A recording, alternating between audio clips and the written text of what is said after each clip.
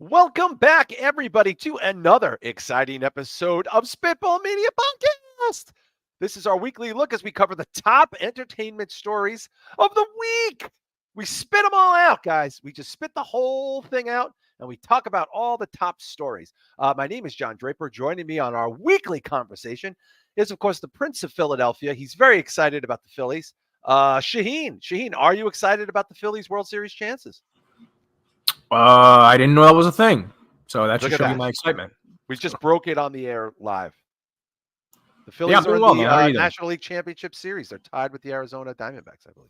Well, I mean, last time we won the World Series, I went out for it, and we tore down the city. So I mean, That could be a lot of fun there. And of course, the king of the Midwest, Mr. Bish O'Brien. Bish O'Brien, how are you? I'm very Oktoberfied. It's getting colder. It's rainy outside. Leaves are falling. I'm in my element, man. Like a white girl asking for a pumpkin spice. Yes, and of course, this means less sweating. Oh yeah. Oh my God. It's a game changer, man. As soon as it hits 50 and the air gets crisp. Yeah, it smells good outside. I like that smell, that fall smell. There's leaves everywhere.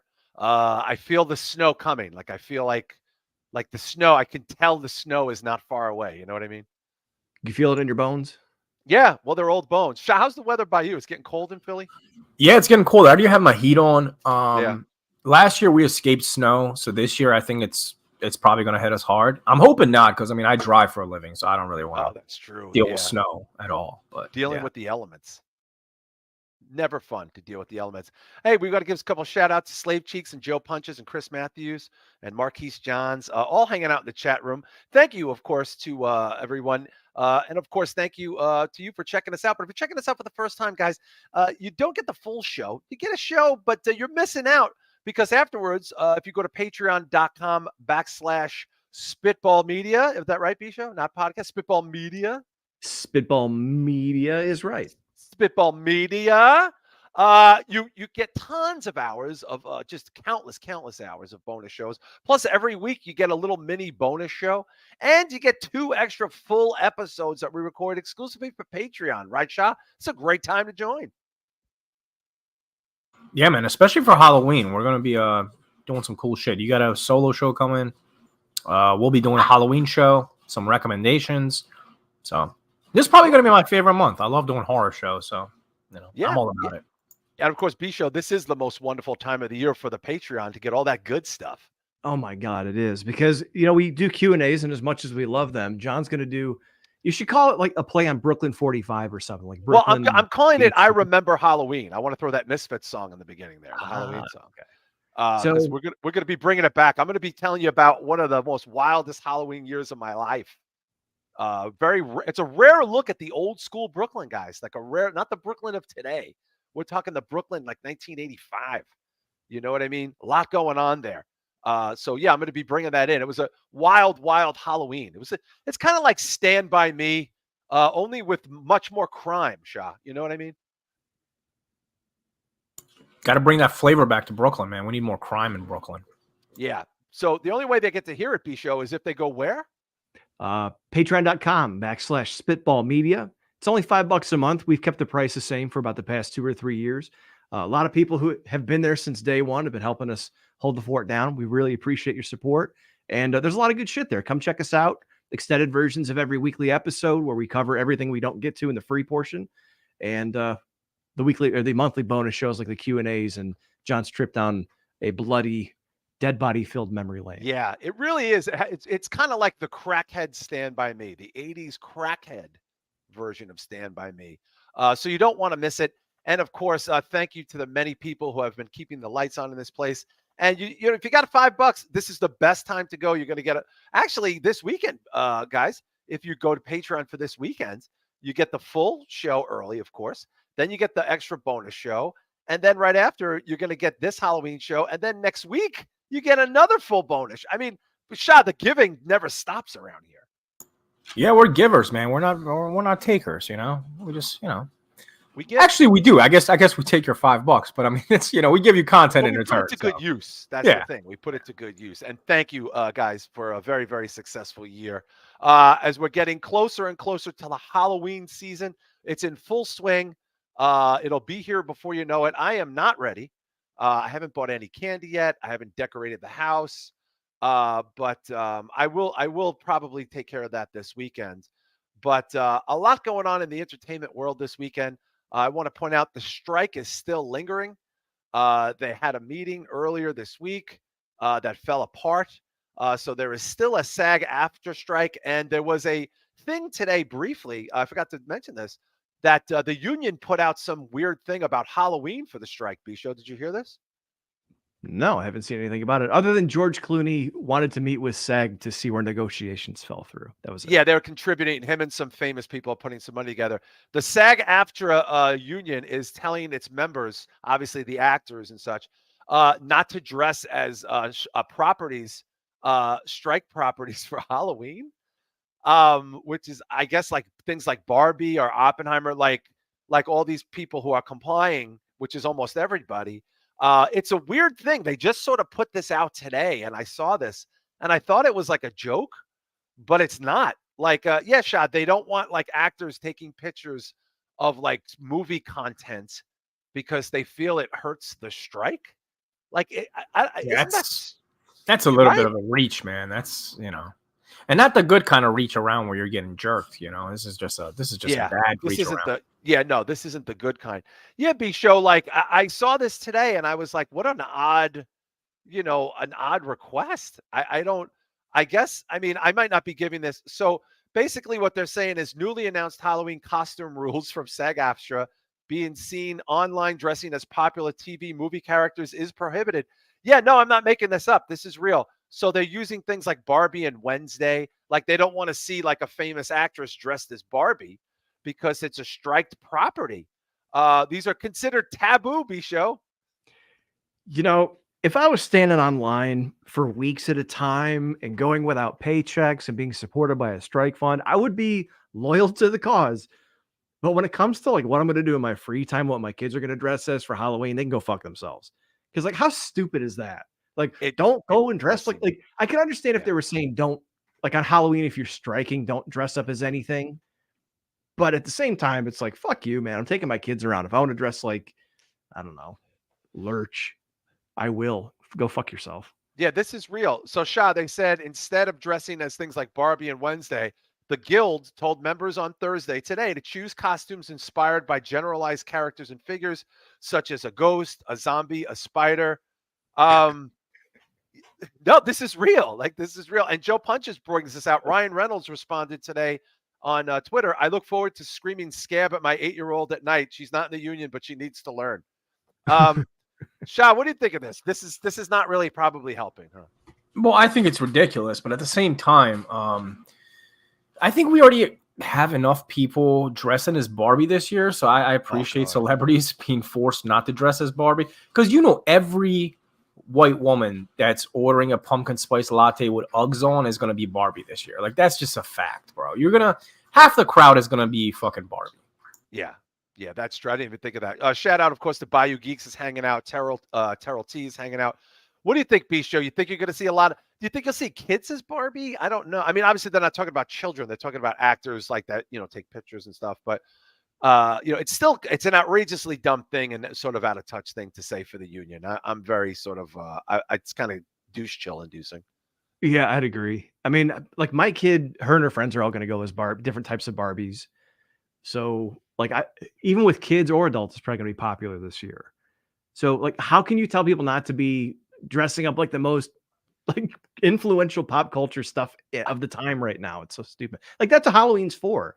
Like, I don't know. I know. It's very dumb. I forgot about this to mention to you guys, but I just It thought just it was seems worth so bringing up. trivial with everything else going on. You know what I mean? Random sidebar. Do you guys get dressed for Halloween? Like, what do you guys do? I don't get dressed daily. Like I'm in like pajamas all the time and cardigans these days. No, I'm not. I've only dressed once for Halloween, and it was a very fake, weird, not really. Yeah, see, I still get dressed. I'm gonna be a Leatherface this year, I think. Oh, nice. okay. B-Show, you getting dressed for the kids? Yeah, we're actually having a Halloween party with the neighbors next weekend. Oh, okay. So I don't know what I'm gonna do yet. Haven't figured out. My wife's gonna dress up like Beetlejuice, and she's going, God, shit. Your wife's going as Beetlejuice. I told her you dress like that. You're wearing the makeup tonight. But, you know, Oh, that's amazing. Yeah. I don't really. I mean, my kids are away at college. I kind of don't want to know what's going on there as far as costumes. I'm sure one of them is going to wear too much. The other one's going to wear too little. But we'll be in full Halloween next week, guys. The show will be all about Halloween, horror, our favorite films. But we're going to kick it off like we promised all this month with some recommendations.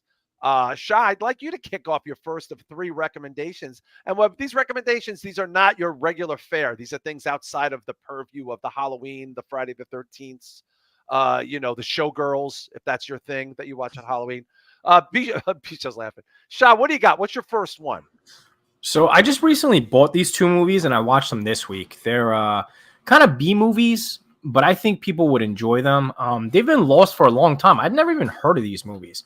So Bisho, if you can pull up Google, because I'm sure neither of you are going to be familiar with these because I had no idea these existed. The first one is called Top Line, and it's an alien movie from the 80s. It's really cheesy, all practical effects. I would put movie. Yep, Top 1988. 1988. Okay. Yep. What is Look this? at the screenshots from this. It's pretty cool.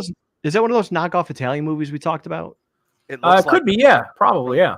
Yeah, that box looks Italian, looks like my people. Yeah, and also says Franco Nero in it, so clearly it's Italian. Yeah, I would definitely check this out. I don't know if it's on Tubi, but it's got some pretty good practical effects. Is it dubbed? No, George Kennedy is in it. I was gonna say George Kennedy's in it. Well, Bisha, they could be dubbing. I mean, that's not that unusual. They dubbed like Raymond Burr's voice in Godzilla, or at least they dubbed everybody but Raymond Burr in the. I think it's one of those movies where it's like partially Italian, partially English. Oh, so like a lot of my friends. Yeah, like a lot of those old Lucio Fulci movies and stuff like that. They would have half Italian, half English. Half Italian. Okay, yeah, a lot of the horror films were like that. I wish there was some screenshots from the actual movie. I want you guys to see the alien. There's a really cool like a transformation scene. Okay. Where the guy's turning into an alien. Okay. Well, Top Line, and it's available on who put it out?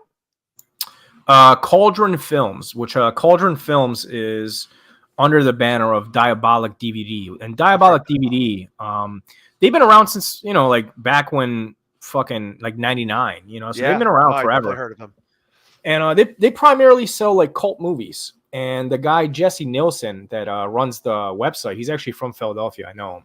He started his own movie company called Cauldron Films, and they actually put out that Sator movie. Sator, yeah, we know Sator. And look, they got a couple. Yeah. Boy, these posters are great, aren't they, B-Show? Yeah, they're so fun. I can't play any of these videos, but there's no other screen cap. Honestly, I think you can play this because these are such like low budget movies. I don't think anybody has. No, I don't think it's. Are you sure? I mean, we're not even monetized. It's not. I know, but they strike you anyway, though, don't they? That's not even the point because it's copyright. That's why they do it. They don't do it necessarily for monetization. They do it for copyright. So, but it's usually bigger companies that get you, like Warner Brothers and stuff like that. Like a lot of people that review Vinegar Syndrome and stuff like that, they play the trailers. This looks fun. I would like to check this out. I wonder. I wonder how good it is. You have to let us know how it is. It's pretty good. I watched it last night. Oh, cool. Okay. All right. So that's your first recommendation. B-Show, what's your wild card recommendation? Wild card recommendation. I'm going Giallo. Oh. And it's one that takes place in New York City. It's called the New York Ripper. Mike, I know the New York Ripper. Wait a minute. That's not that's Fulci? Yeah, it's Fulci. Yes. Oh, you know who I thought made it, Shah? Was the guy who made King of New York. He made a similar movie. No, that's Fulci. That's a classic. Yeah, no, this is a classic for sure. Yeah, it's not one people usually think about in terms of like big franchise or anything. I think it's really good. There's some cool kills. If you like that early 80s feel, it almost has the same feel of like a Maniac. So it was shot here? Yes. Okay. Yeah, this is in New York. Yeah. It's all shot in New York. Manhattan, baby, same vibe. Okay. So there's some cool tense scenes where like they're on a ferry on a like in a car on a ferry trying to get across the river, and the killer's coming. And one of the things, if you've never seen the movie, it's not really a spoiler. It's that the killer like makes Donald Duck noises. Yes, I've seen this. And it's great. It's so jarring too, because the first time I watched it, like he busts into a car and it's just like is he slicing some bitch's throat? It's like holy shit! Like what the hell is that? So definitely worth the watch. Very Yeah. cool early '80s fare, and I suggest it for sure. Well, I'm going to stay on theme with the 80s. I have a movie that I love. A lot of you probably have heard of it. I never see it come up in the big classics, but I'm going back to 1981, guys. A little film called Dead and Buried. I think you both have seen this or are familiar with it. Yeah. Bisho, you're familiar with it? That was gonna be next on my list, but I'll find another one. No! Yeah, You're kidding. no. Holy shitballs. This is such an understated movie. Shah, you're a fan, right? Yeah, I own it. Oh, it's so good. I I actually love own this movie. and Manhattan. What was it called? The New York Ripper. New Yeah, I York own Ripper, both of yeah. these. Yeah. This is a great movie. It's 1981, kind of like a cult classic. I can't believe I scooped B-Show. Like did not expect that to happen. This has been on my mind. I rented this in like 86 and it freaks me out, right, B-Show? Like what do you think's the best way to describe Dead and Buried? Kind of a Twilight Zone-y feel. It's almost like a Twilight Zone mixed with The Fog in a way, Yeah. just because of the setting. It's like a fishing town, a small fishing town Yep. up in Maine or something. I will say that first scene, the first Yeah. murder scene, fucking, I don't want to say got me, obviously, because it's not scary, but definitely like bang right off the bat lets you know Yeah. you're in for something. Yeah, I like the ending too. I enjoyed this movie. Shah, when was the last time you saw this? Actually, not too long ago, Blue Underground put this out on 4K as well as New York Ripper. So these are all available on 4K. Wild. If you want to check them out restored. Yeah, it's a fun. If you've never seen it, it's got some good gore, very 80s, very on brand. And I am so sorry, B-Show, that I scooped that from you. That's pretty funny though. That's No, it's a awesome. good pick, man.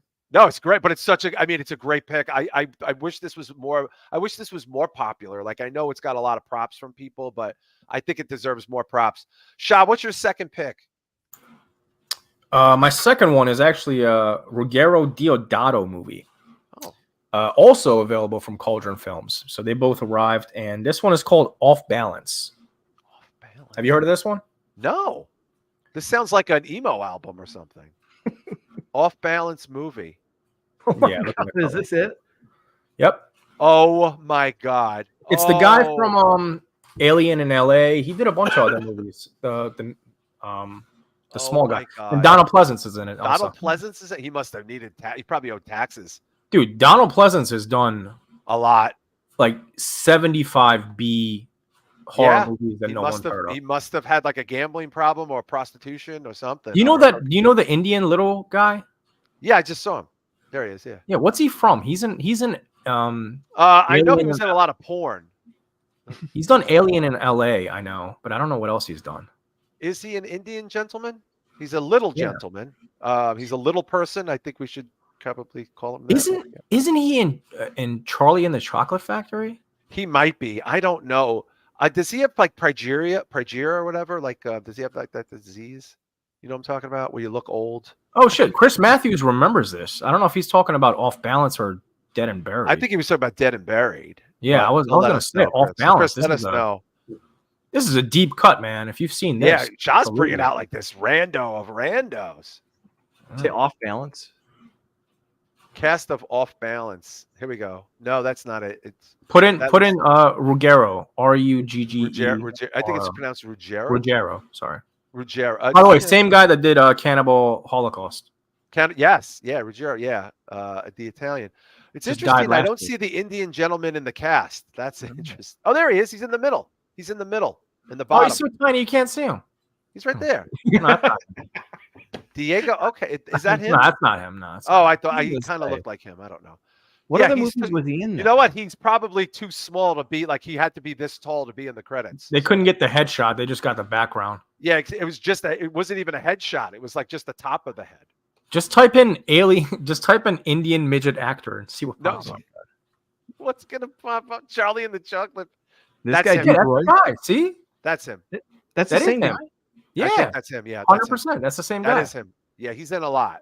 Yep. He played Ewok. Wow. He played an Ewok. Yep. I remember him from a movie called Alien in L.A. He's been in a lot. I recognize him. Oh, Return to Oz. That's what he was in too. I remember that. Yeah, that's a trippy. We should do an episode on that. Hell one. yeah, I Get love that high and movie. watch that. That'd be fucking insane. Shah, how's the film?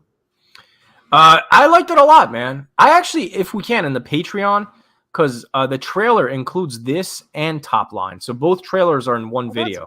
Well, so maybe we can get into it on the Patreon, so you guys can get a better idea. If not, we got so much looks horror like stuff. it. Like next week's a horror bonanza. So, interesting. Is the movie good? I mean, if you like, B horror movies, like Italian horror movies from the 80s, yeah, absolutely. Let me ask you, what is the purpose of the Indian little person? What is his role there?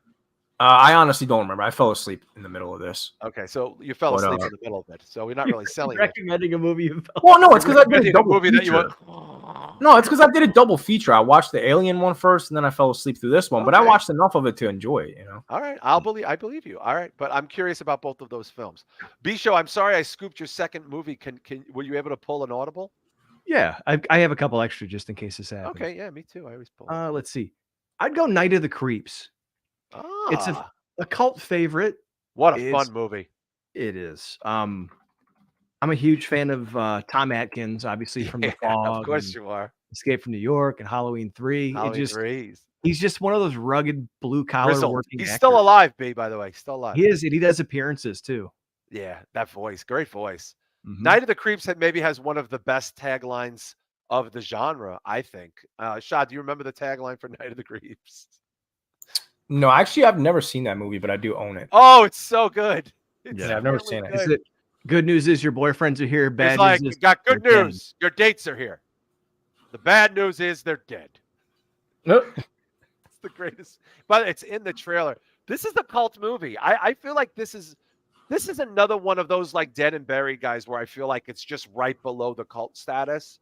Like there has enough fan base. It's an alien movie. It's like Aliens meets what? Like Animal House, right? Yeah, it's like alien zombies, right? Yeah. They take over on the night of a formal. They take over a fraternity, and Tom Atkins is like the grizzled cop protecting the sorority. It's the best. It's guys, it's really good. Shah, you've never seen this. You need to see it. It's too good. Classic. Yeah, I have it. I just never seen it. I got it from Scream Factory. They put it out this year. Yeah, it's fucking brilliant, man. I love this movie. But good B-Show bringing out the bomb hits. Look at this dude with the face melted off when he comes out. Yeah, some good practical effects for the time. Was this 86? Yeah, 86. Yeah.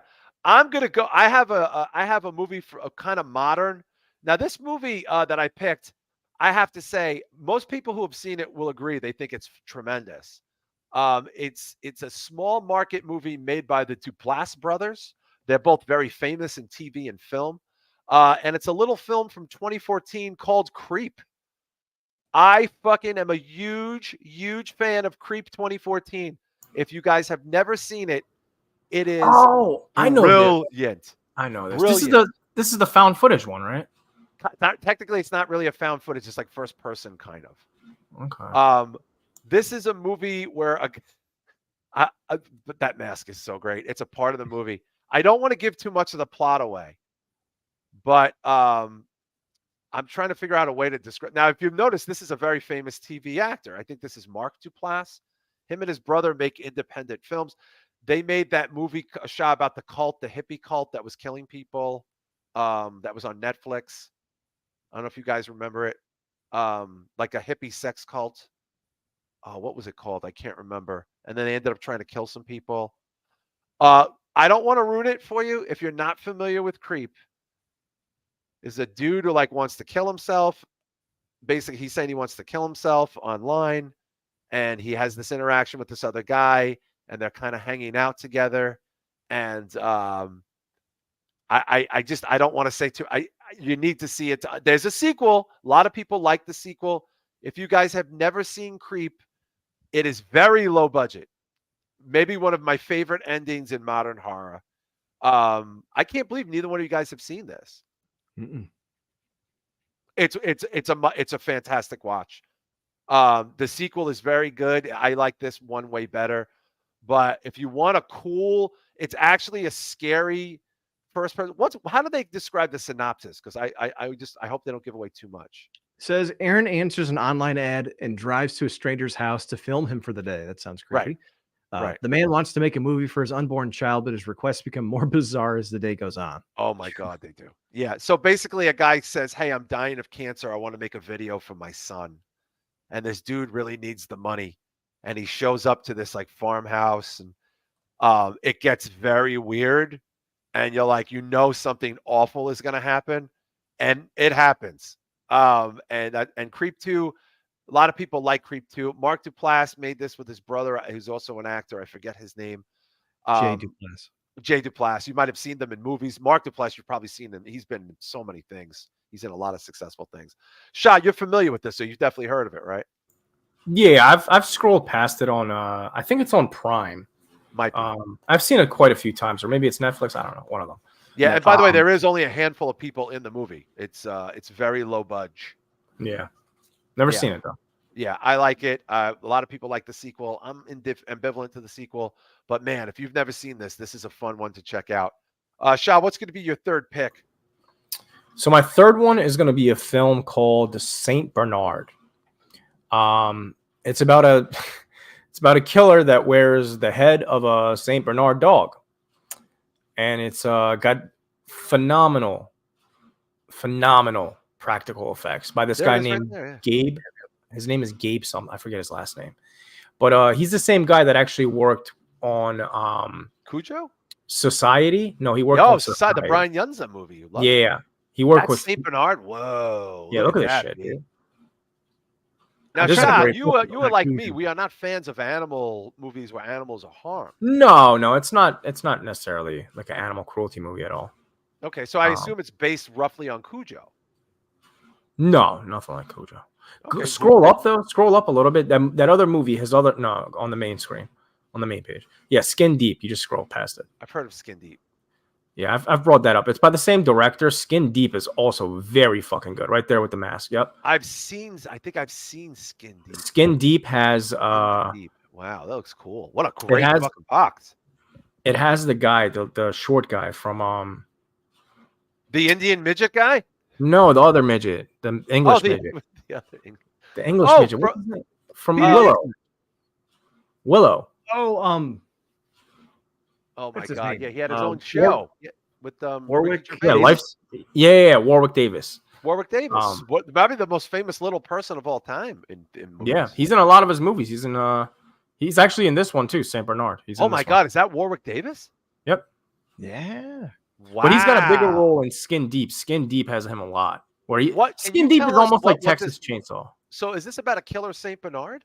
No, it's about a killer that wears the head of a Saint Bernard. Wow. Okay. This sounds like a good movie. Dude, look up Skin Deep real quick. Look up some screen caps from that one. That one looks crazy. Like with a ED. Yeah, Skinned Deep. Wow. Yeah, man. I'd like to check this out. Yeah, look at this shit. I've heard of this. Are these British movies? No, I don't think so. They're American. Look at that shit. That looks like Brian Yunza shit. One of the most completely bonkers horror films of the 2000s. What's the plot of Skin Deep, Shah? It's very similar to Texas Chainsaw. It's essentially a bunch of hillbillies in the middle of nowhere, crazy family. And that's the whole family. The crazy killer guy with the mask, Warwick Davis. Jesus Christ. Yeah, it's pretty wild, dude. The practical effects. I mean, it's like cheesy, but it's good. It's a fun time. This looks like a fun time. I would check this out. Time. And it's 2004? Yes. Okay, 2004. So Saint Bernard and this one, they're both done by the same guy. It's I forget his last name. His first name is Gabe though, but he does practical effects for a lot of horror movies, and these were the two movies that he directed. These practical effects look fun. I like them. They do look European to me for some reason. I can't really explain why. Bisho, what is your third and final pick? Having to call an audible, I'm going to go with another Giallo movie. It's called Deep Red or Profondo Rosso. Oh, Deep Red, very, very popular. Yes. Argento. Yeah, very good movie. Good, cool story. What's the plot behind Deep Red? I don't know that I've seen it. He's either a musician or a teacher. I get them mixed up, all the Argento ones, because they're similar. But I know there's a um, lot of overlap there, huh? he witnesses a murder and he goes to investigate, and he gets swept up in trying to investigate what's going on, and leads him into this plot of this old rich family and boarded up secrets. And I don't want to give too much away, but it's got a really cool soundtrack Mhm. and some cool, like, blink if you miss it Easter eggs early on that you'll Giallo happily style. miss. Yeah, it's one of those things where, like, when I watched it, I kind of thought I saw something and was like, no, it's just my eyes playing tricks on me. And then Uh-huh. later in the movie, it's like central to what happened. It's like, oh, holy shit, I did see that. So Okay. really cool Yeah, movie. yeah, you can't go wrong with a giallo recommendation. A lot of Mm-mm. people, I feel like, you know what, Shah, I feel like giallo is one of those things that's kind of like, kind of like Hamilton, where people just pretend they think it's great, but they don't really know it or they've seen it because everybody says it's cool in horror. Like Right. giallo is kind of like the cool kids horror, right? Like, in America. Yeah, I guess so. I mean, not particularly with me because I don't. I mean, I'm not big into it. But I would argue this is honestly probably top three Argento. I would probably Wow. put this number two. Really? Behind This is Suspiria? this is dearly loved by Argento fans. I mean, Yeah, it is. they It's put this above Suspiria. A lot of people. really. Oh yeah, Suspiria, I yeah. thought This would be is number huge. one easily, but you No, know. no, no. People love this movie. This is Okay. Yeah, definitely. If you haven't checked it out, I mean, it's you're going to see an Argento movie. I imagine that's the one to check out, right, Bisha? Yeah, because, like, Suspiria is really cool, but if you're not initiated, or if you haven't watched too many Giallo movies, which I'm not the most extensive fan of Giallos, but, like, if there's one you're gonna watch to get into, it's very similar to an 80s slasher if you're into that Yeah. stuff. Whereas Suspiria is very artsy. The colors are very striking. I think you get into the story of Deep Red if you're a fan of slashers. But yeah, Suspiria's got to be up there. Yeah, it's Definitely very number two. cinematic. I think that's part of like that's sort of the Argento style. Has a Mhm. style, a cinema style to it. I have such a random movie that I guarantee no one has seen. And I would be shocked if anyone's heard of it. But I have remembered this movie since 1988 because the ending is phenomenal. I love a good ending. I will forgive a bad movie with a good ending. There is a movie that came out in 1988. Look this up, B. It's called, you want to put the 88 in there too, Spellbinder. Okay. The stars of the movie are the late Kelly Preston, smoking hot in her day, and Tim Daly. This is a great cult movie. Not cult, I mean cult. Like, it is a cult movie about a cult, about a business guy who's lonely, who meets a girl who's getting abused in a parking lot by her boyfriend, who is the smoking hot Kelly Preston, maybe like super 80s hot person. And she's in a cult, in a death cult. And he's trying to help her escape. I think he's a reporter or something. And him and his best friend try to help her. This is a creepy, creepy movie I will tell you this right now. If you could find this streaming somewhere, the ending will blow you the fuck away. I love the ending to this movie so much. It's very smart. Oh, it's on Tubi. Oh my God, guys. I thought you could never find this film. It is on Tubi. It's not the best movie you'll see, but it's got a cool plot. Kelly Preston probably doing a nude in it. I guarantee you she was gorgeous. She's since passed away. And she was married to John Travolta for many years. Look, she was so pretty. Tim Daly, big TV star. I did not see the ending coming. I really liked it. Maybe if I watched it again, I'd feel differently. Very 80s, uh, you know, horror / sci-fi. You should check out the trailer. The trailer is one of the most 80s things you could possibly find. I get neither one of you have heard of this, right? so. I thought I owned it, but it's actually Spellcaster that I own from Vinegar Syndrome. Very similar, but yeah, I haven't seen this now. Yeah, it's a cult movie, Shah. You have to watch because it's called. B-Show, have you ever heard of it? I've heard of it. I've never seen it. Yeah, I highly recommend it because it is on Tubi, and I think you guys would enjoy it. I think it would be a fun time. So yeah, a lot of good recommendations here. Most of them are available. The ones that Shah found, I believe that your two Shah, you have to. They're very difficult. You have to. They're not streaming, correct? You can look it up. I can almost guarantee they're on Tubi. Okay, but Look up Spellbinder is there. off balance. See if that's on Tubi. I'm sure it is. Yeah, it might be. Let's see. Off my own. Everything is on Tubi. Has to be. It is not. These aren't streaming. Wow. Yeah, I think that you have exclusive. Both of those are exclusive, Shah. Damn. Yeah, and B Show, most of those Jollos are on Shutter, right? Or they could Yeah, be on you can Tubi find as them on well. Shutter, and I think right now you can find some of them on Tubi too. Let me check. Yeah. There's a lot. Yeah. So we're keeping the horror stuff alive here. Oh, Pluto. Yeah. Pluto is also a free service, correct? It is. It's ad supported, but it's free. Okay, so that's sort of like Tubi's competition in a sense. Mhm. Yeah, so a lot of great recommendations there. We hope you guys enjoy them. Check them out, as that's why we're doing them. So I want to get into this really quick. So last week, when we went on the air, Fall of the House of Usher just had dropped to Netflix. That's the Mike Flanagan 8-episode, 1-hour episodes based on Edgar Allan Poe's Fall of the House of Usher. And it's got phenomenal. It might be one of the best reviewed properties of the year. Not a surprise. And we're not going to talk too much about it because it just came out. But myself and B Show finished it. B Show, just briefly, is it up there? Is it going to be something you think a lot of people when they see it are going to enjoy? I think so. I don't know if I like it as much as Midnight Mass, but it was really good. And being a fan of Edgar Allan Poe, it was cool to see how, from little details to even the synopsis of whole episodes. Yeah. I remember the first episode, they were talking about, something about like troweling yourself away in your own misery. And I'm like, oh, that's Cask of Amontillado. Oh and my then they gosh. play on that later on. And I'm like, oh, fuck. So really cool. I like how they tied it into modern day with, and this isn't a spoiler. This is part of the thing. Like this pharmaceutical giant who escapes prosecution. And how is it? The only thing I didn't like about it was it was like they'd sit down and talk and you get into an episode and then they'd say something almost random. And then they'd be like, well, what does that mean? And now they go like onto this like offshoot thing. It's gonna matter in the story, but it did seem a little bit like purposeful to keep dragging it out. So it was well worth it in the end. And in fact, I was sick last week and my wife's like, you got to get some sleep or you're never going to get better. I'm like, yep, I'll come to bed tonight.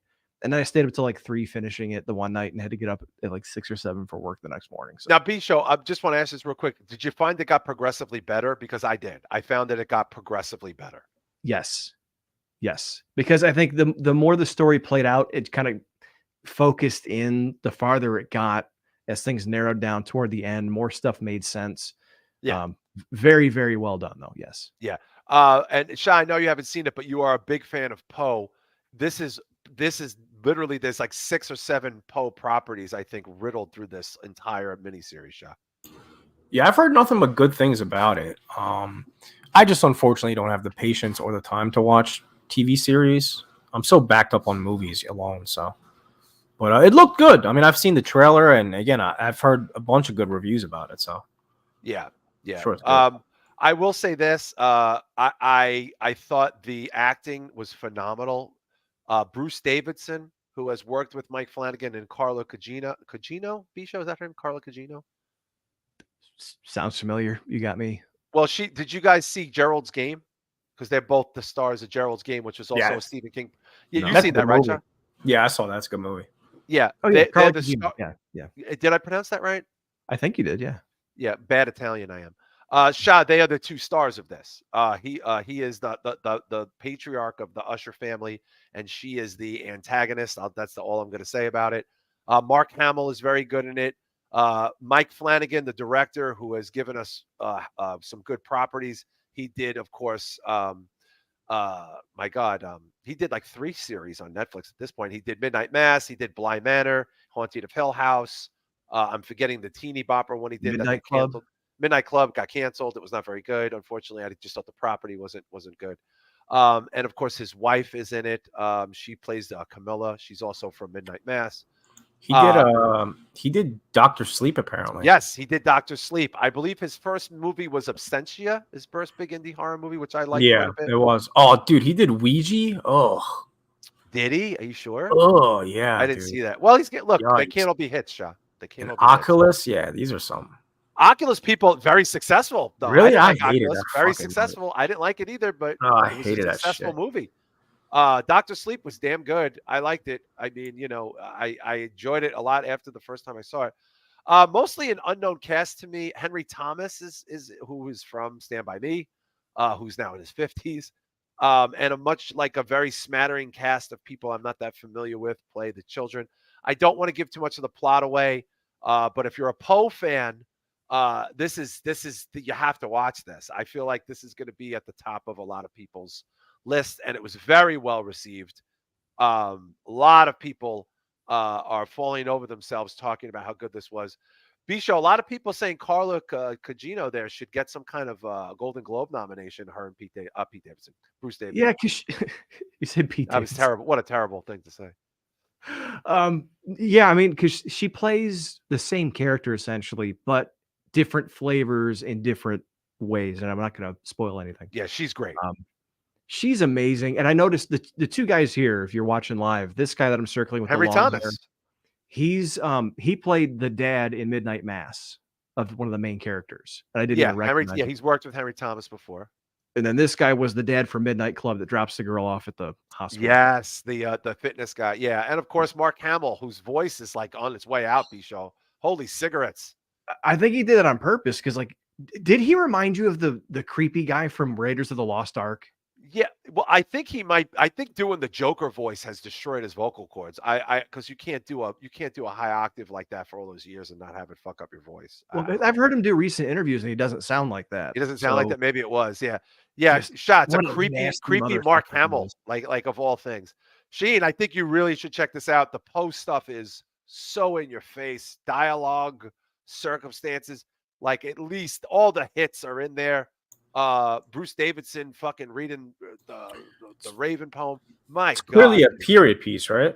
No, it's done in our modern time, but we don't want to ruin the story for you. It's done in modern times. Oh yeah. Oh, it is. Oh yeah. Yeah, that's weird. Yeah, here's the episode listing, Shah. Episode 1, Midnight Fury, The Mask of Red Death, Murder in the Rue Morgue, The Black Cat, The Telltale Heart, Goldbug, The Pit and the Pendulum, and The Raven. The Raven. Oh, that's wild. More. Yeah, those are Bruce like Davidson big titles. Goes Nevermore. Oh God. Oh my God. That was great. Yeah, Shah, you're gonna fucking. I'm telling you, man. You're like, yo. And by the way, I thought the special effects were very good here. There's a lot of murder, a lot of death, a lot of brutality. Mike Flanagan, I think, does that very well. Bisho. I think he does practical. Gore. I'm saying gore, but you know what I mean. Like, I think he knows how to get that done very convincingly. Yeah, it's not Splatterhouse, but there's definitely some jarring ways people die from. Jesus. I don't even want to ruin it, but the one thing I will say, it was well done. This one here, I don't remember her name. Oh, I forget. Yeah, that was the other daughter. Yeah, the main daughter of I think she's the oldest daughter. Yeah, she's the daughter. Because she's a little kid in the flashbacks. She's the baby. So Usher's oldest daughter. I've seen a very similar kill to this somewhere else. I did notice. I have too, and I was thinking of. I think it's actually from The Omen, Omen. Yeah, I do. I feel like it's that scene in The Omen, the decapitation scene in The Omen. Where they go back. You know what I'm talking about, Sean, The Omen with the decapitation scene? The glass? No, the glass is the priest. I haven't seen The Omen in a while. Yeah, I haven't seen it in a long time. Yeah, but there's a similar death in it. Shah, you'll love the gore. You'll love the post stuff. Bruce Davis, I'm telling you, man, I think they could get some nominations for this. It's very popular. It's very pervy. There's a lot of perv shit in it. And I think Poe would be proud. I think Poe would dig it. Right, Bisho? I think so. It was, and like the sexual perversion shit came on real quick. It was like real quick, but you know what, Bisho? It's part of the story. Yes, it shows just how far gone and they're not. Yeah, they've had this lavish lifestyle where they could fuck anything they want, anyone they want, as many literally any gender they want. Yeah, it's just because drugs. Yeah, fucking guys and girls. Yep. Okay, guy and girl together. Okay, more drugs. Like, it's just, it doesn't matter. It's opulence, because of the curse, but Mike Flanagan, look, I'm just say this now. I don't think this is happening, but last week we talked about Halloween as a TV franchise. Give it to Mike Flanagan. That's all I'm saying.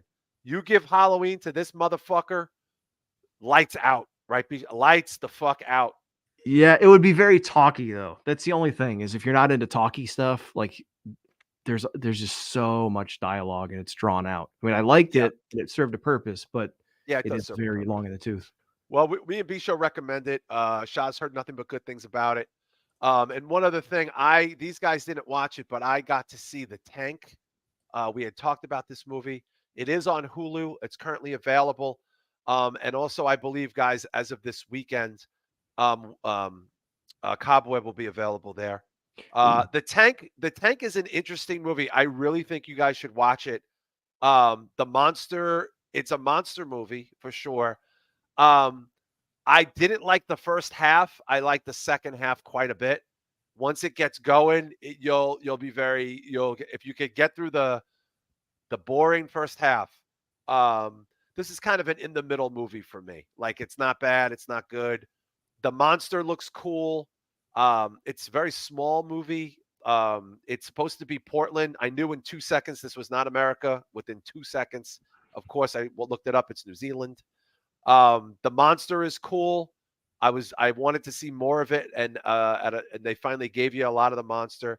There's a little. I don't want to talk too much about it, but if you guys get a chance, I think you both would like it. I'm a big monster movie fan. I don't know if anybody else in the chat has seen it, but it is on Hulu. And Shah, you were excited to check it out. Yeah, I was. I'm probably gonna watch it this weekend. Actually, was the monster done practically, or was it like Yeah. Oh yeah. I think so. I think so. All Yeah. right. Yeah. Yeah. Nice. I definitely think so. Nice. It had that But- vibe. Yeah. By the way, let's get those likes up. We only got 3 likes. We got at least 10 people in here right now, so we got 12. So we should get 12 likes in there. Yeah, so if you guys can hit up those likes, we would like you to hit up the likes. Yeah, we would like you to hit up the like. Yes. I'm going to check this out this weekend. I don't know about Cobweb. I saw, I kind of spoiled it for myself, and I looked you up, saw the monster? Yeah, I'm not into it, dude. That shit looks. Well, I think you would like it. You're seeing it out of context. Because see, like Boogeyman, I saw what it looks like, and I was like, "Whoa, like that is look." I would tell you to watch Cobweb over Boogeyman. I would tell you to watch really? Cobweb's a better. You know what? I'm going to back that off. I'm going to let you decide. Yeah, you're going to check out some of these too. Look at the monster, guys. Look at the monster. The tank. Is this it? Yeah, that's it.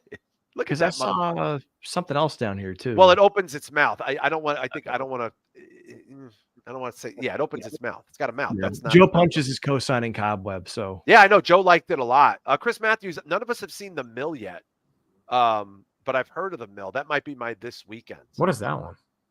I think we brought up The Mill.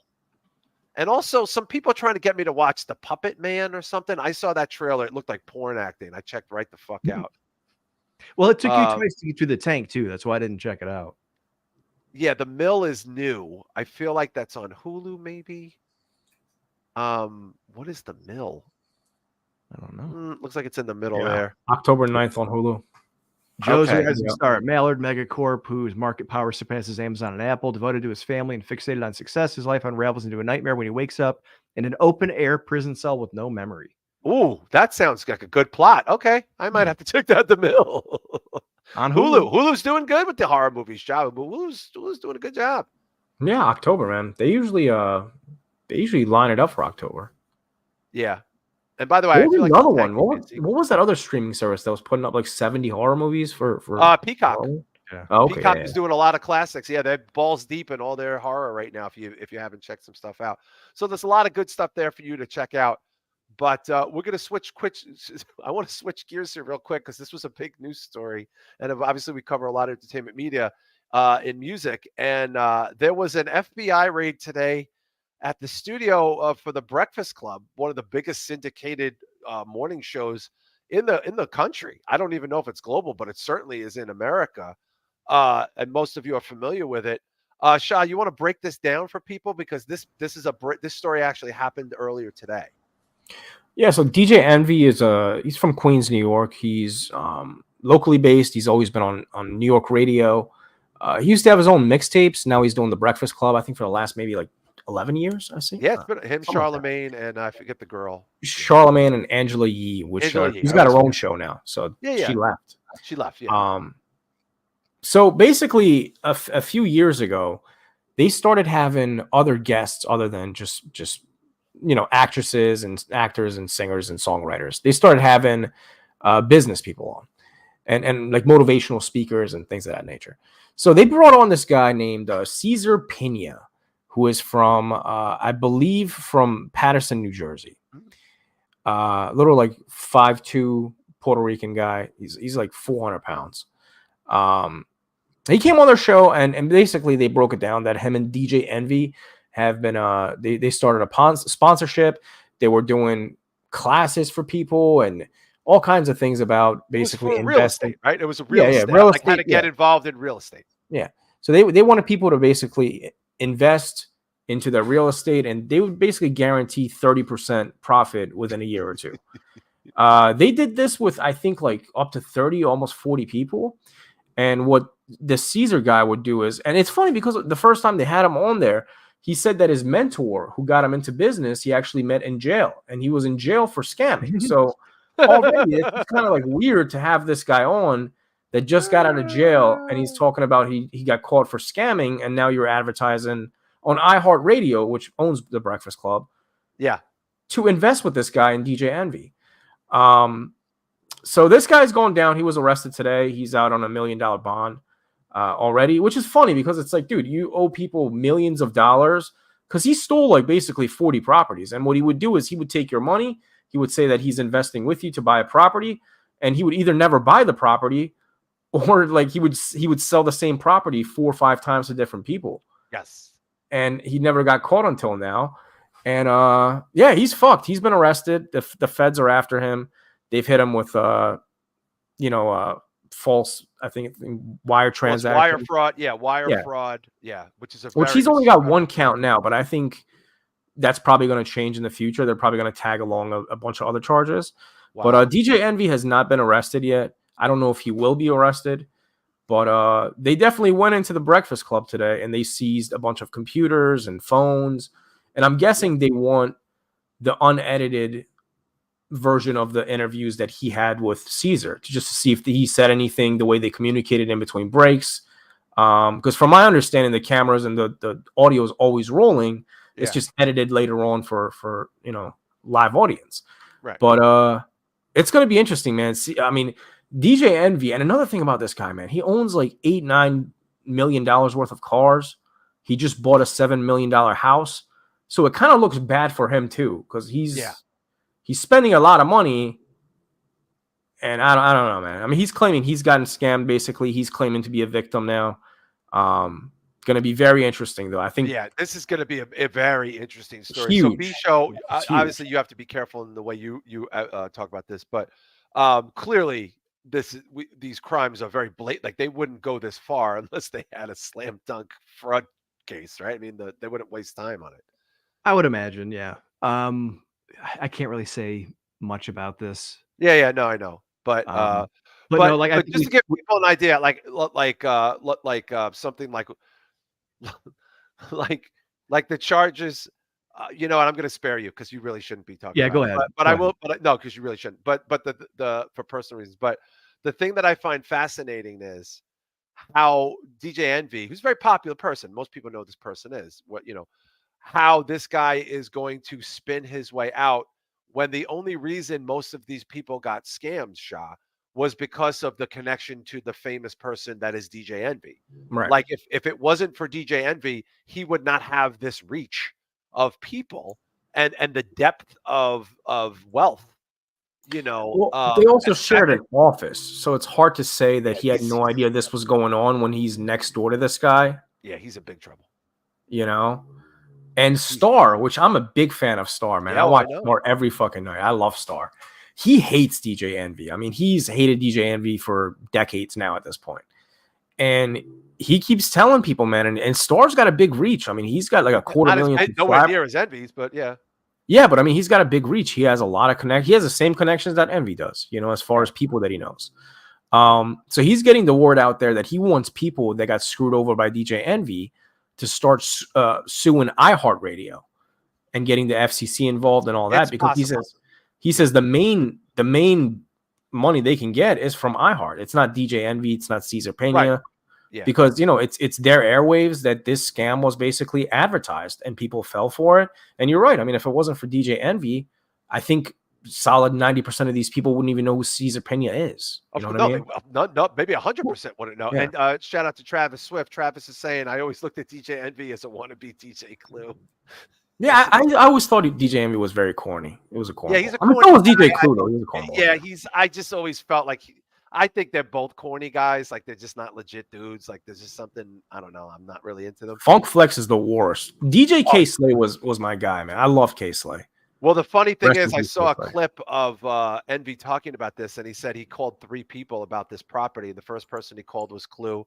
The second person he called was Joe Budden, and the third person he called was Fabulous or whatever. And Joe Budden was the first person to say to them, "This sounds like a Ponzi scheme." Well, Joe Budden's smart. I mean, you don't even have to be smart to really, like, I don't know how people really fell for this, because it's, I mean, a lot of these people invested $500,000 into shithole broken down homes in Paterson, New Jersey. We're not talking about some upscale area that they were investing. They were investing in the middle, like next to the projects. Like this isn't. Yeah, it's wild. It's wild. It's an interesting story, and I feel like if there wasn't all this other global news going on and the strike and all this other stuff, this would be a bigger entertainment story because of the reach of the Breakfast Club. But I do find this fascinating, and even Chris Matthews says, of course they're going to go after iHeart. I mean, I'll say this, B-Show, because this is just sort of like, randomly. The fact that they used his syndicated show to promote this venture makes the show liable, right? I mean, there's just no way of getting around. Yeah, and that's what I was going to say. The only thing I can really say is like with securities law and stuff like that, it's one thing to misrepresent. It's another thing to use certain media to misrepresent. So iHeart could always say that their views are not representative, and that could be in their commercial licensing but that doesn't free the show, and the show is a moneymaker. They pay those guys millions of dollars a year. Correct. So like Marquise John says, it's always sounds too good to be true. It always is. American Greed stuff. That is like a pattern. If someone ever promises you something that's too good to be true, and they latch onto someone in like an affinity group, so like if it's like a friend of yours that's like a firefighter that knows 1,000 people and everyone thinks he's great, and hey, we just want to bring this great new thing to you. It's like you should put your ears up a little bit because unless 1,000 firefighters join, there's no profitability, and the likelihood is almost impossible. Exactly. There was actually a case here, something like that happened to, where there was a guy who was very popular in the area, had a certain group of people he was an alumni with, and was a business owner, and he got into selling Iraqi dinar. And they said, oh, when the Iraqi government is on its own, it's going to be great, and we're all going to make tons of money. Jesus. And it was all bullshit. And I tried to tell some of my friends that that's not how it works, and they didn't listen. So if anyone comes at you with 30% return, you should fucking on the other way. Yeah, I would say stay away. But this will be a fascinating story as it develops. And Chris Matthews brings this up too, because Joe Budden catches a lot of flack, but the man has never lied. Yeah, I'm actually starting to kind of like Joe Budden quite a bit lately. I like the way he handled the Drake thing. I actually thought he was right, but that's a whole other show. But this will be fascinating to watch. I have a feeling this is going to be a slow moving train, but I think DJ Envy's in a lot of trouble. I just don't see. I've never seen the FBI raid a fucking business office like that, like almost while they're on the air, and come up with nothing, Shah. You know what I mean? The fact that all the FBI was at the building today in the city, taking phones, cameras, personal computers, laptops, tapes. Right? I mean, that's not a good sign for DJ Envy. I mean, I know he's not been named. Yet, but I mean, it's not a good look when they run up in the middle of your show and take your computers and stuff. No, definitely not. But let's see how that develops. But it did happen today, and I wanted to bring it up because I thought it was fascinating. It's a wild one. Hey, a couple of things we want to get to before we head out over to Patreon, which is going to be a loaded show. Whatchamacallit? This weekend, possibly, maybe what's going to end up being one of the more talked about films of the year opens to just the most incredible reviews. We're talking about Martin Scorsese's Killers of the Flower Moon. Spoiler alert, I have an RPX ticket for tomorrow. I am beyond excited to see this movie tomorrow. This might turn out to be the front runner of the Oscars across the board. It is officially the second highest rated Martin Scorsese film of all time as far as reviews. Bisho, do we know what it's at currently? 94% Rotten Tomatoes, and I don't see what the split is. So let me check. Okay, because it was only critics. It just opened tonight, so that's why. Yeah, 207 critic reviews, 94%. Wow. No Wow. audience score. Yeah. This is based on a very famous book. That's a true story. This is a star-studded cast, just loaded, loaded to the teeth, even in the smaller roles here. Of course, anchoring it is Leonardo DiCaprio and Robert De Niro, and also you have Brendan Fraser coming off an Academy Award. Lily Gladstone, who is a very, I think this is her first, but she's a Native American actress. And you have some more TV people there that I recognize, like Jesse Plemons, who's always does good work.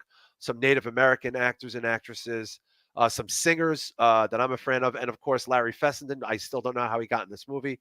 That to me is the wild card of wild cards. Next to Pete Yorn, who is a pretty big singer that I like, and Sturgill Simpson, who's a pretty big singer that people like, and Jack White, who's very famous. This is just an odd movie. Shah, will you see this in in the theater, which is where it really belongs? Jason Isbell, oh my God, super famous singer. Yeah, absolutely. I'm terrified of the runtime, man. 3.5 hours in a movie theater is crazy. I'll be peeing a lot. Yeah, whew. I want to see it in the movie theater though. This is a movie theater movie. You know what I mean? 100. Like anything Scorsese puts out, I feel like you should see in a movie theater. Yeah. I think this is going to be the movie of movies. I'm excited for it. Bisho, you have any interest in checking this out? I mean, this looks like the cinematic thing to see. Yeah, this is out of all the ones we've talked about, this is the one I want to go to the movies to see. I know we watched a trailer on Patreon a couple weeks ago, just like Oh the God, shots of the trains across gorgeous. the plains, Oh, and Jesus. it is hard not to want to go see that at a movie theater. Scorsese is definitely just an old school, like he knows how to fucking photograph shit, man. It's amazing. Yeah, and at his age, guys, I mean, I don't want to be a dick here, but because the guy is a walking legend. I can't see this man living long enough to make another 3-year move. I mean, I'm sorry to say it, but you know what I mean, Shah? Like, I don't know that we're getting another movie out of this man. I hope we get more than one movie out of this man. I hope he keeps working until He's 80. Yeah. Yeah. I don't know, man. Look, he could make 2 more movies, 3 more movies. I mean, I don't know. I mean, I don't want to look. This is kind of putting you guys on the spot, but probably best living director, right?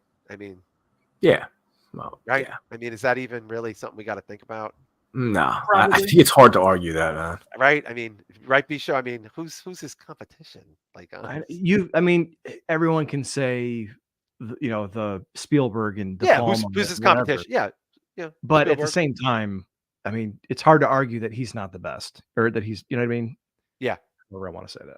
yeah. And by the way, he's just such a brilliant.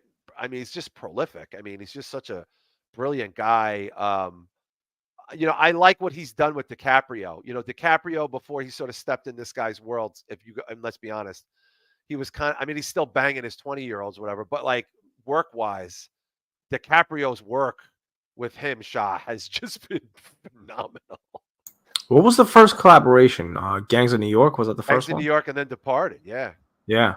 I mean, Gangs of New York is one of my favorite movies of all time. Like that. Oh, holy fuck. And this is what I kind of expect out of this. Like, I think this is going to be a very similar vibe as far as the violence and, just like the almost gang wars, I feel like it's very violent. I mean, I know the story a little bit, the true story, and it is a true story. And he told it there's real photographs of they're playing real people. It's a brilliant story, and it's a tragic story. I don't want to ruin it for people that are unfamiliar with it because I think it'll lend itself to and of course, Scorsese, Bisho, I'm sure he was very delicate with the Native American history. Supposedly, this is the most realistic portrayal. He was very sort of, he did like this is being endorsed by almost every sort of, Native American group, in standing, where normally they feel very marginalized and portrayed poorly. This is the polar opposite. Yeah, I mean, old school like 70s, 80s movies, they would dress up, Italian people in headdresses, and they'd run around who in Yeah, they Holland. used Italians a lot as Native Yeah. Americans. So, and if what's funny is I thought that's why they called them spaghetti westerns, but I realized it was because they were financed by Italians. By So, Italians, yeah, yeah, and we are known as spaghetti benders as a pejorative. but to that point, like, yes, it's like they're showing instead of just this whitewashed version of we're gonna go in there and they're these savages. It's like no, this is like this almost like a baroness. It looks like, and her Oh yeah, family this who is have like this a land yeah, with oil and yeah. yeah. They become wealthy. I'll just give you a soft story. So this land is decreed to this particular tribe because of because we killed everybody, and this was the least we could do. And spoiler alert: there's oil in the fucking land, and now these people who were living in the most levels of poverty, unbelievable levels of poverty and racism, are now wealthy and are now becoming some of the wealthiest people in that part of the country. So guess what the hunkies want to try to do, guys? And yeah, that's what they do. They tried to steal the land again that we gave these people from torturing and murdering them for centuries because their land's got oil in it. And the it's sort of the advent of the FBI investigating a very high profile murder. So I don't want to talk too much about the plot because I know a lot of people don't know about it. But yeah, Shah, I mean, I don't know. This looks like it just can't miss. I don't know. Yeah, I mean, I don't know if you remember a couple months ago, maybe even like a month ago. I think the main reason why this is such a good, portrayal of like the natives from their perspective is because he switched the whole movie. I don't know if you guys Yeah, remember, but he said halfway through the movie, he realized he was making a movie with a bunch of white people about yeah, white people, but and he not was like, I telling wanted the to story. switch it to make it more about the natives because that was. So I think he was very conscious of making it, as real as possible, obviously, but.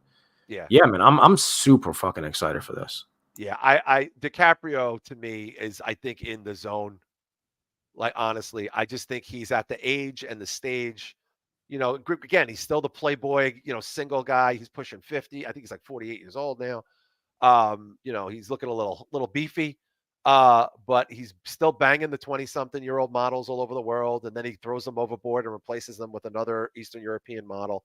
But his work, Bisho, I think I like the fact that this dude went from being the pretty boy to being the method. He's like the modern De Niro in a lot of ways.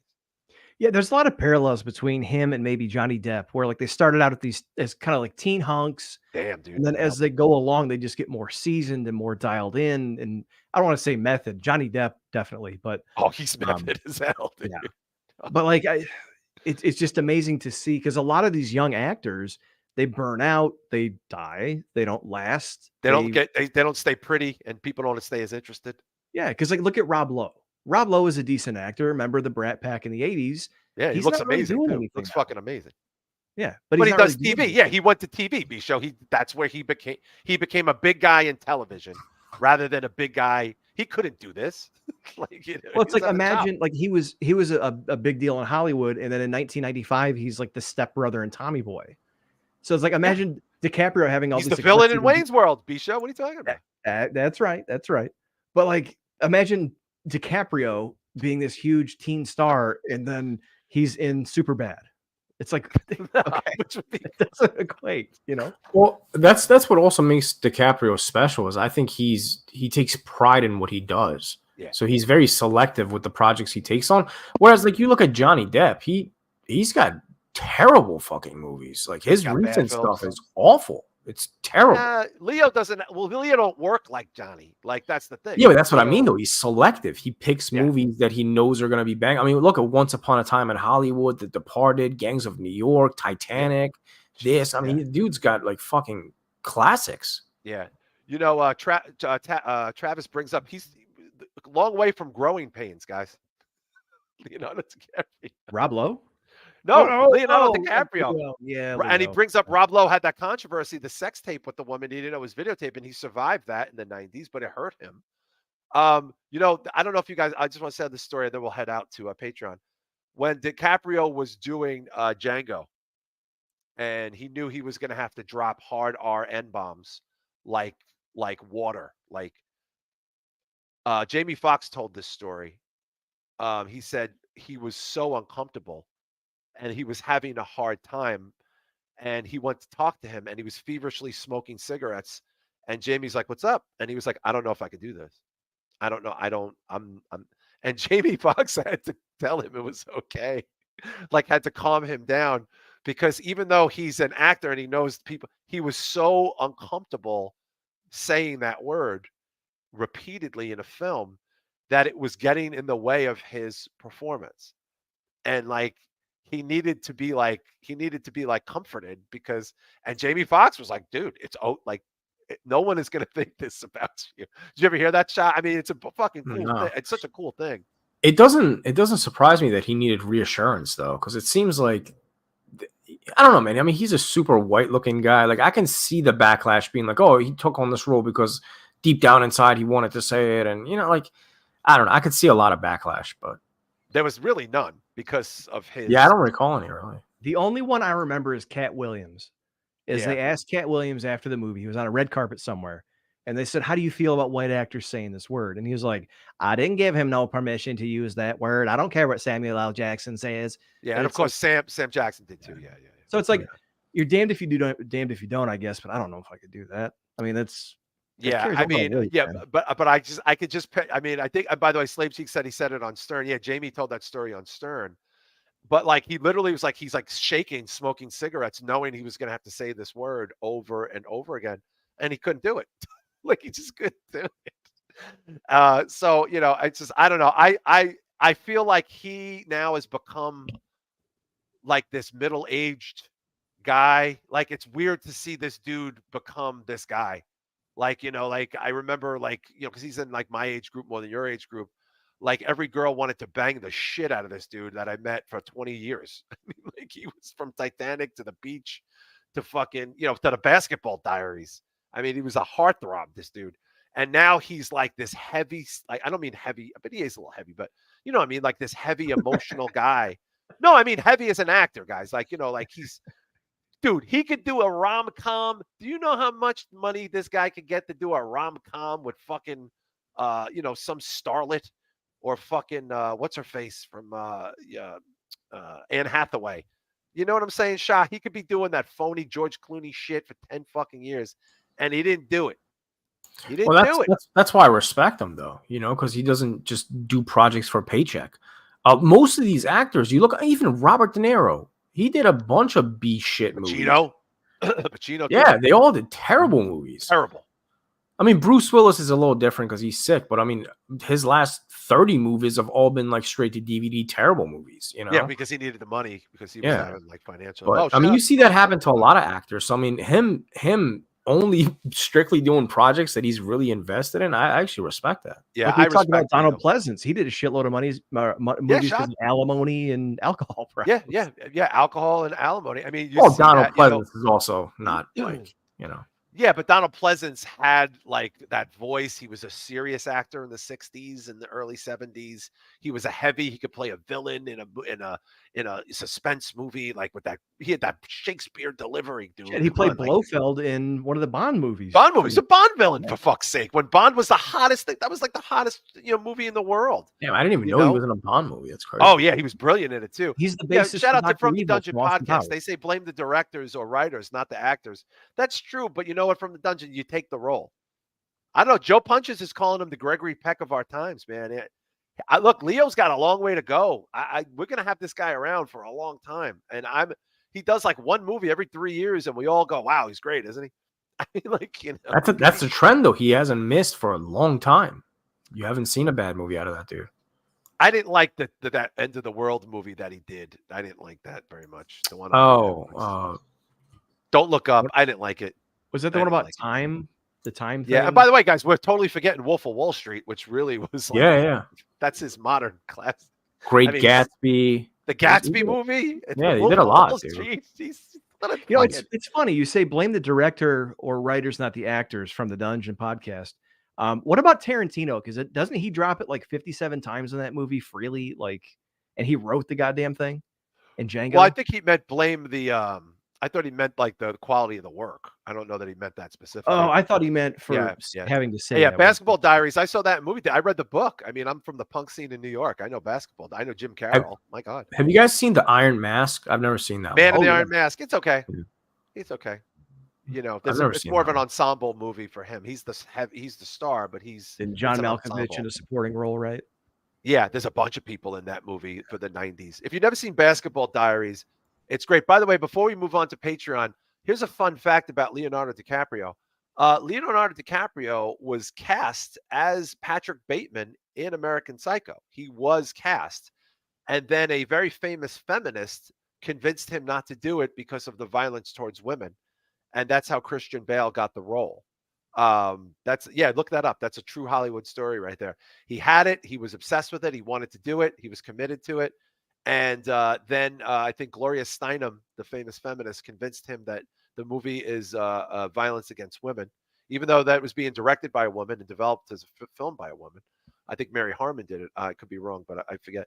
But yeah, he would have been great in American Psycho, Shah, huh? I mean, he would have been fucking tremendous. Although Bale is pretty great. That's the one genre I haven't seen him tap into really is horror. I mean, the closest was what, The Beach, maybe, and that wasn't even horror. That was just weird. Well, he was pretty terrible in Django. He was pretty horrible. Yeah, but you know what I mean. I mean, like full blown like horror, like psychological horror type shit. Yeah. That's a true story. Look that up, Chris Matthews. That is real. He would have been Patrick Bateman. I mean, Christian Bale's brilliant in that, but I feel DiCaprio like would have been something in that movie. Holy he would have been fucking good, shit. but Bale is so I say method again, but like Bale is so method when he in dialed in when he gets into that. So Jesus. yeah. Brilliant. I just would have loved him doing that Dorcia line. Like that would have been great. And of course, Shutter Island, guys. That's another classic. I mean, I just rewatched that. He's really good in that too. That's Nolan, right? No, that's fucking Brian De Palma, I think. No, that's Nolan, dude. No Shutter Island? Is it? No, I'm thinking of the time travel Blood one with the Diamond. dreams. Blood Diamond. He was also in. No. Oh, you're thinking of Inception? Yeah, Inception. That's Nolan, right? That's a trip. Yeah, that's a trippy. Yeah, that's what I'm Damn, thinking. DiCaprio. Jeez, Yeah, that's what I mean. This dude's got fucking. He's the fucking Who man. did Shutter Island? Who Shutter directed Island? that I one? think it's Brian De Palma. Was it? I might be wrong on that. Blood Is De Diamond. Palma still? Is he still directing movies? Yeah, I think he is. These guys are old, yo. You know. No, Martin Yeah, Scorsese. Slave Cheeks is quoting the movie now. Martin Scorsese directed Shutter Island. Yeah, I thought it was Scorsese. Scorsese. I'm sorry. I get De Palma. I'm sorry. I get all my Italians confused, guys. For me, there's all the same guys. You know. Oh, thank you from the dungeon. Heard about us from Soup. I'm going to be watching like the show. Hey, hit that like button from the dungeon. Let people know we appreciate it. But we're going to be heading over to Patreon. We have a lot of stuff we're going to get to over there. And then, of course, we're dropping a bonus show tonight. So you're going to want to head over to patreon.com/Spitball Media. If you haven't already, $5 is going to get you in that door. And you're going to get hundreds of hours of entertainment. But we're going to close the show out with our plugs. Let's plug Deathmatch Outlaws. Let's plug the Drew Yari Experience. And, of course, the Cassette Classics 86 on YouTube, the Down on the Thundercast, Don Tony, and, of course, the Necromaniacs podcast. I believe they're covering, For All the House of Usher this week, guys. So, nice. I want to definitely check that out. The Inhuman Experience podcast, Ringsiders is coming back. I think they're coming back. My friends from across the pond. Mojo and Dirk's Most Dastardly Show, The Garden of Doom, and then we have the Old Guy Metalcast. And, of course, it's getting cold out. Get some warm clothes from funkbetty.com. Shout out to my good friend, Mr. Anderson, of course. Love you. MJW Games, Cherry Jesus on YouTube. His album from his band Kaiser has just dropped. I need to listen to that over the weekend. And, of course, our good buddy Sam at the Red River Podcast. He's dropping tons of horror stuff this month, of course. And, of course, his band Playing Dead, always putting out the videos and the hits. Bio Geeks, that's Fatty316, our brother there, of course. High Marks Podcast, Midnight Mass Creature Cast, and the Weekly Detour with our good friend Anthony Alston and his pal Teddy. And we got Guns and Geeks Podcast. Shah, does Planet Mondo have anything special for the kids this week? I think I want to do a recent pickups video, like an update to my collection, because I've been buying a disgusting amount of fucking movies recently. I haven't updated the channel, so I think I'm going to do a collection update this week. Obviously, I mentioned those movies earlier. I also had May, which I love May. May's great. May is and that Ty Webb? I think not Ty Webb. That's fucking Ty Webb. Ty West. Ty West. No. Ty Webb. Who did May? Oh, I know. May who did is May. old school. May's from but May. I know the video. He's a director. He's done a lot of movies. The director of May. Yeah, it's kind of similar to like from Carrie. Caddyshack. It's Chevy Chase's character from Caddyshack. And I also got Frontiers. So I think I'm gonna, Frontiers was going to be on my list. yeah. Oh, So the I'm gonna French check those out. Explosion. The French Explosion. Yeah, that's about it, man. That's it Planet, for me. and of course, tell people hit the like button and subscribe to Planet. Yeah, Podcast. please hit that notification bell too, so you know when we go live. And of course, B Show. What's happening on the B Show channel? Nothing. I'm taking a break. I got a lot of stuff going on, and I'll be calming down probably toward the end of the year. So after the first of the year, I'm going to be putting some more stuff up. I'm going to try to do a couple of the more the mini documentary type things, and then some reviews, and just subscribe to bshowpodcast.com or bshowbrian.com. Either way, it's on YouTube. Check it out. There's a lot of older stuff on there too, looking at older movies. The Michael Myers mask, the development of the mask and changing over the franchise has been one of the more popular videos. So if you're into that stuff and wondered why it went from looking so great to so fucking brutal, go check it out. Okay. And of course, we had a special thing. We didn't get to it tonight. I think we're going to save it for next week. We're going to go over, we're going to compare franchises. That would be a great thing to do for the Halloween episode. We're going to talk about legacy franchises. And we're talking about our Friday the 13th, our Texas Chainsaw Massacres, our Halloweens, our Screams, Hellraiser, you name it. Who is the strongest? So if you're listening to this now, just let us know, because we're going to be probably diving deep into this next week for Halloween. I'm sorry we didn't get to it tonight, but there was some discussion as to who's got the overall best run. Texas Chainsaw. Obviously, I can't mention everything in one breath. You can even throw in Puppet Master for, if you want Chucky. We're going to give that a good spitting next week. So we're going to save that for next week. And of course, we're heading over to do our bonus show, especially for you Patreon members who are also getting another bonus show. My John Draper, I Remember Halloween 80s special. Oh, Nightmare. Yeah, Nightmare. Yeah, we're going to be doing a whole breakdown of that next week, guys. So thank you to everybody hanging out in the chat. We'll continue this on Patreon. Have a great weekend, and thank you.